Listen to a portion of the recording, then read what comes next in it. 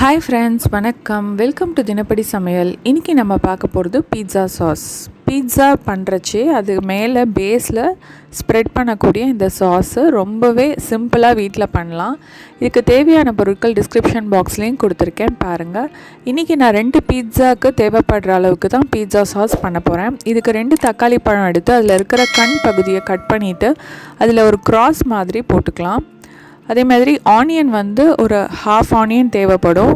அதுக்கப்புறம் பூண்டு பார்த்திங்கன்னா 4-5 பல். அதுக்கப்புறம் 2-3 வரமிளகா. ஒரு பாத்திரத்தில் ஒரு கப் தண்ணியை ஆட் பண்ணிக்கலாம். அதில் நம்ம எடுத்து வச்சுருந்த எல்லா பொருட்களையும் போட்டுடலாம். நீங்கள் பியாட்கி சில்லியில் காஷ்மீரி சில்லி இருந்தால் கூட அதை ஆட் பண்ணிக்கலாம். நல்லா ரெட் கலர், நல்லா பிரைட்டாக நல்லா கிடைக்கும். இதை வந்து மூடி வச்சுட்டு ஒரு 10 நிமிஷம் நல்லா நம்ம இதை கொதிக்க விட்டுடலாம். அதுக்கப்புறம் பார்த்திங்கன்னா இந்த மாதிரி தக்காளி பழத்தில் இருக்கிற தோல் தானாகவே பிரிஞ்சு வரும். இதை தோலை எடுத்துட்டு நல்லா ஆற வச்சுட்டு எல்லா பொருட்களையும் நம்ம நல்லா மிக்சியில் அரைச்சிக்கலாம்.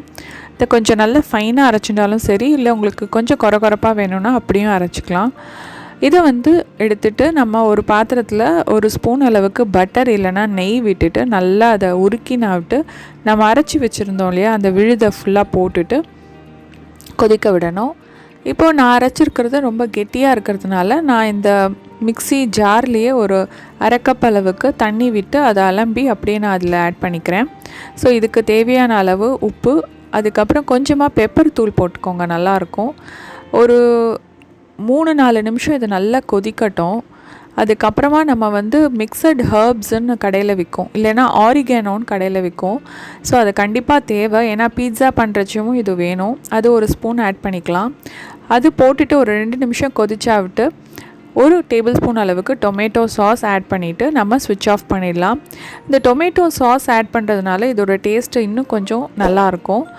அவ்வளோதான், நம்மளோட பீட்சா சாஸ் நிமிஷத்தில் ரெடியாக எடுத்து ரொம்ப நல்லா ஈஸியாக பண்ணிடலாம்.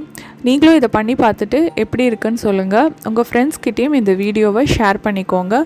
இன்னொரு இன்ட்ரெஸ்டிங் ரெசிபியோடு நான் உங்களெல்லாம் சந்திக்கிறேன். அது வரைக்கும் டேக் கேர், பாய்.